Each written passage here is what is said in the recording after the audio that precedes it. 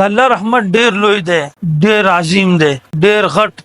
رحمان بے حد رحم کوونکی، رحیم بے حد رحم کوونکی په مؤمنانو باندې. او یو سره د سینشته چې هغه د الله د رحمت نه بغیر جنت ته داخل شي. یو ځل رسول الله صلی الله علیه وسلم صحابو ته فرمایل چې د الله رب العالمین د رحمت نه بغیر هیڅ یو سړی جنت ته نشي داخلېدلی. بغیر د رحمت نه به سړی جنت ته څنګه لاړ شي؟ د الله رحمت وسره نه، د الله رحم به نه، دی به جنت ته څنګه داخل شي؟ رسول الله صلی الله علیه وسلم صحابو ته فرمایلی الله جنت ته د الله د رحم نه بغیر هیڅ یو بنده جنت ته نشي تللی.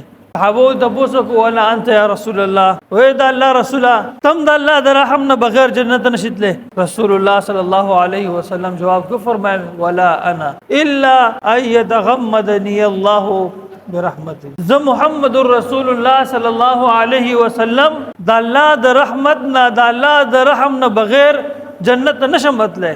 کله ما په خپل رحمت کې راغونږي، کله چې یو سړی په جمع کې جمی کې په یخنۍ کې دا ډیر یخ چی او غټه شړۍ غټ صادر ځان نه را ټاپیر کې ځان به بالکل راغونږي او د یخ نه بچ کېدو لپاره به ځان به خیره ټول کې او راغونږي به کېدل.